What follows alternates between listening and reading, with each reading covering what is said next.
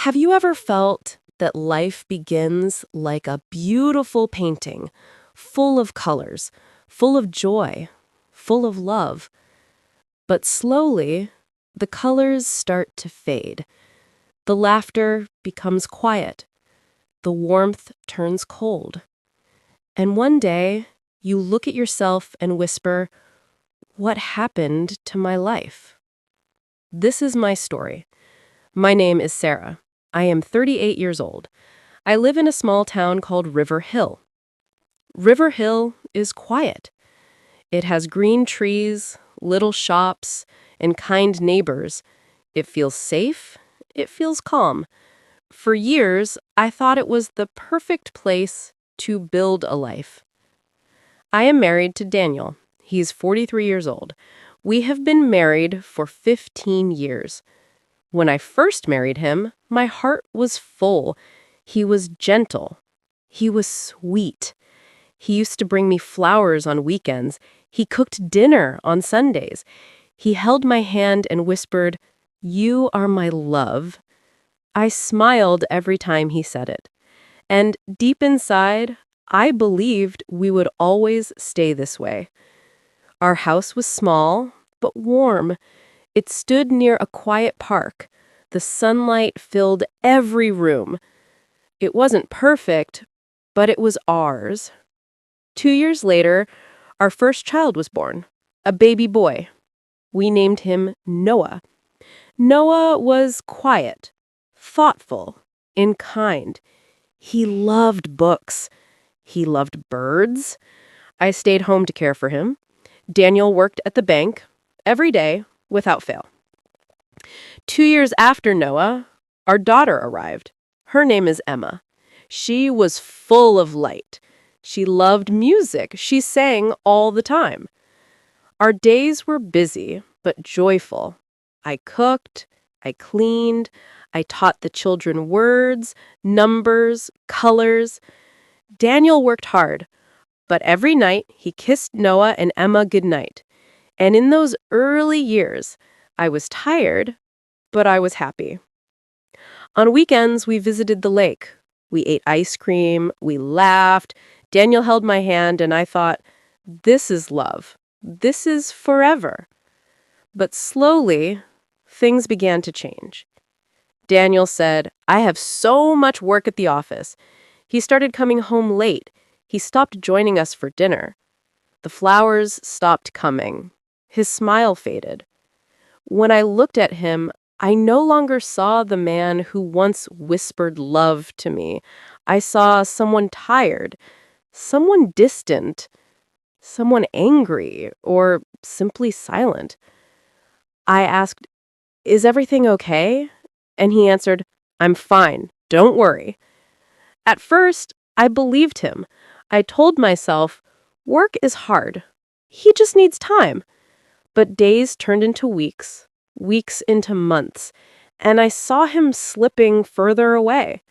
He no longer called me during the day. He no longer looked into my eyes, and I began to miss him. I missed the man who once made me laugh, the man who made me feel loved. Now he was there, but not with me. One evening, while folding laundry, I found a receipt in his coat pocket. It was for a hotel 2 hours away. The room was booked under the name Mr. D. Taylor and Miss Clara. My heart stopped. My hands shook. I felt the ground slipping under me. That night, I waited for him to return. When he walked through the door, I held the paper in my hand and I asked, "Who is Clara?" He looked at me, his face calm, and he said, "She's just a coworker. It was a business trip, nothing more." I didn't believe him, but I nodded and said, "Okay." Because deep inside, I was afraid to fight, afraid to break my family. At that time, Noah was 5, Emma was 3. They needed both of us. So I swallowed my fear and stayed quiet. But silence is heavy. It eats at you.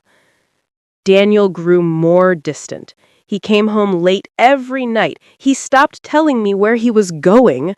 He turned off his phone. And when I asked questions, he snapped. "I'm tired of all these questions," he said. So I stopped asking. I stopped speaking. I washed dishes with tears in my eyes. I tucked my children into bed and cried when they couldn't see me. I smiled at neighbors, at parents at school, but inside, I was broken. The house no longer felt like home. The meals had no taste. The days felt heavy. And I wondered, was I already losing him? Was my marriage slipping through my fingers? And then, one afternoon, while walking through the market, I saw a man. His name was Mark. We had gone to the same school many years ago. He looked at me and smiled. "Sarah, is that you?" I smiled back. "Yes, it's me." He asked, "How are you?" And for a moment, I wanted to lie. I wanted to say, "I'm fine." But my lips trembled, my eyes filled with tears, and I whispered, "I don't know." He didn't laugh. He didn't look away. He simply said, "If you ever need someone to talk to, I'm here." I nodded. I walked away, but his words stayed with me. That night, as I sat by the window with my children asleep and Daniel not at home, I stared at the stars and thought, what happened to my life? And slowly, Mark's kind words began to echo inside me. After that day, I could not forget his words. They stayed in my mind. They followed me everywhere. If you ever need someone to talk to, I am here. It sounded simple, but to me, it was like a lifeline. The days at home felt the same. Empty, quiet, cold. Daniel was there, but he was not really there. He left early. He came home late. He said little. He looked through me, not at me. One afternoon, I walked into a small cafe. My children were at school. I was alone. And there he was again, Mark. He smiled when he saw me. He waved. I felt nervous, but I walked in. We sat together. We talked. Not much, just little things. The weather, books, our town. But his words felt warm. His eyes were gentle. He asked about my children. I smiled when I told him about them. He said, "You are strong. I can see it." No one had said that to me in years. I felt my eyes fill with tears. I tried to hide them. He did not laugh. He did not look away. He just listened. After that, we met again, sometimes in the park, sometimes in the cafe. Nothing big, no promises, no secrets, just words, just kindness. And I felt alive again. I laughed, I looked at the sky and noticed the sun. I heard the birds sing. I saw my reflection in the mirror and thought, I remember her. I remembered this woman, the woman who smiles. But nothing stays hidden forever. One evening, Daniel came home early. He looked at my phone. He saw a message from Mark. It was simple, just a few words. "Hope your day was good." Daniel's face changed. His voice rose. "Who is this man? Are you seeing someone?" I looked at him. My hands shook. I said, "I needed someone to talk to. You were not there." He stared at me, his face red with anger. Then he turned and walked away. That night, for the first time in years, we talked. Really talked. His eyes looked different. They were red. He said, "I am sorry. I didn't know you were so hurt." And I said, "You didn't ask. You didn't see me." He sat down. He held my hand. He said, I still love you. I wanted to believe him. I wanted to feel something, but my heart was quiet. My heart was tired. My heart no longer trusted so easily. The days at home felt strange. He came home earlier, he helped with dinner, he made tea for me, he helped Noah with his homework, he listened to Emma sing. Small things, little changes. I noticed them. I said nothing, but I noticed. One Sunday morning, he asked me, "Do you want to take a walk with me?" We had not walked together in years. I said yes. We walked near the lake. The sky was blue. Ducks swam in the water. Families laughed. Children rode bikes. Daniel looked at me. He said, "I miss this. I miss us." I nodded. I did not know what to say. He took my hand slowly. I did not pull away, but it felt strange. His hand was warm. My heart was cold. "I was wrong," he said. "I let work take everything. I did not see you were alone." I whispered, "Yes." That evening, he cooked dinner. Emma was excited. "Daddy is cooking," she said. We ate together. Noah told a joke. We all laughed. For one moment, it felt like before. A warm table, smiles, a family. But later, when I stood in front of the mirror, I asked myself, do I still love him? I had no answer. One day, Emma showed me a drawing. It was of our family. Me, Daniel, Noah, her. All holding hands. She smiled. "We are happy," she said. I hugged her. I kissed her cheek. But inside, I felt my tears. That night, I asked Noah, "Do you think your dad and I are happy?" He looked surprised. He said, "I don't know. You're always nice to each other, but sometimes you look sad." He was only 10, but he saw more than I thought. Later that week, I saw Mark again. I had not planned it. It just happened. He was at the grocery store with his son. He smiled. He said, "Hi." I said hello. We talked for a few minutes. He didn't ask questions. He just said, "I hope you're okay." I nodded. "Thank you. I'm trying." He looked at me. He said, "You are strong. Don't forget that." Then we said goodbye. That evening, I told Daniel I had seen Mark. I did not want secrets. Daniel did not get angry. He only asked, "Do you still think about him?" I said no. I think about how he made me feel, like I mattered. Daniel looked down. He said, "I want to give you that too."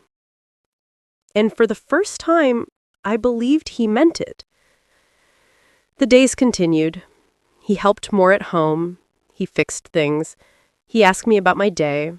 Sometimes he brought me little gifts, a flower, a book, a cup for tea. He said, "You don't need to thank me. You deserve this." I wanted to smile, and sometimes I did. But still, my heart was slow. My heart was cautious. Then, one night, I became very sick. My body burned with fever, pain in my chest.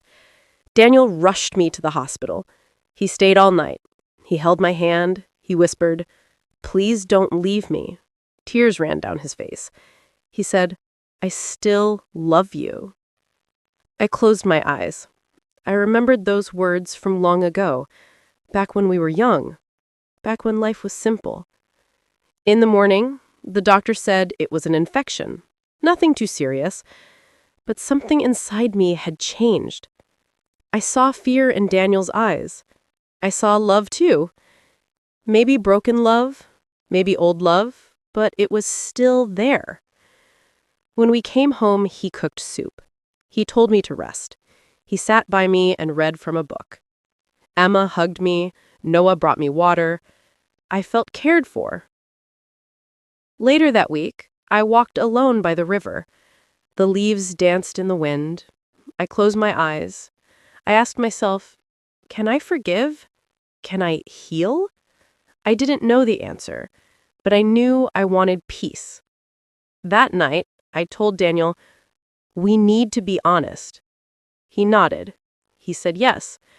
I asked, do you want this marriage, or are you afraid to lose it? He said, I want you. Not just us. I want you. I asked, can you forget the other woman? Can you give me the care I need? He said, I will try. I shook my head. Trying is not enough. I need you to mean it. He looked into my eyes. He said, then I will. I promise. And from that moment, something began to shift. Not perfect, not like before, but different. Small steps, small efforts. We talked more. We sat together more, sometimes in silence, but the silence felt softer now, not cold. Weeks passed. The house began to feel different. There was laughter again. There was warmth again. Not every day, not every moment, but little by little, the light was coming back. Daniel tried, truly tried.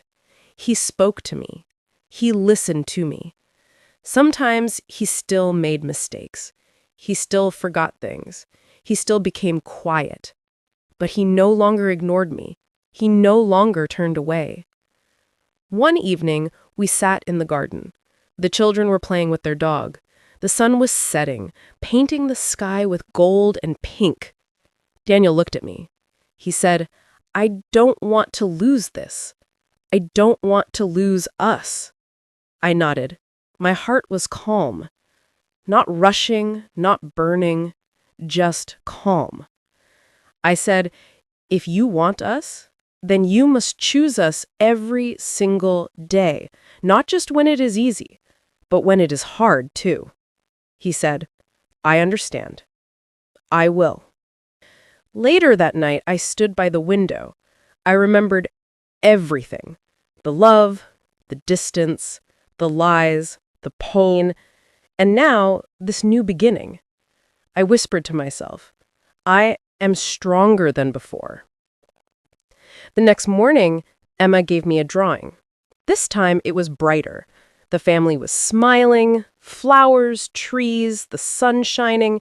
She said, Mummy, this is us now. I hugged her. Tears filled my eyes. Maybe she was right. Maybe this was us now. A week later, we went to the lake again, just like we used to. Noah read a book under a tree. Emma fed bread to the ducks. Daniel sat beside me. For the first time in years, he held my hand, and I let him. It did not feel strange anymore. It felt gentle. It felt real. He whispered, thank you for not giving up. I whispered back, thank you for coming back. Life was not perfect. Marriage was not perfect. But we were learning again. We were healing again. That night, as I tucked Emma into bed, she asked, Mommy, are you happy now? I smiled. I kissed her forehead. I said, yes, I am learning to be. When I left her room, I looked at the stars outside the window. They were shining, silent, eternal. I thought about everything. The pain, the doubt, the second chances. And I whispered, this is my life. Broken. Beautiful. Mine. And maybe that is what love really is. Not perfect. Not easy. Not always bright. But choosing each other again and again, through silence, through storms, through nights of doubt, through mornings of hope.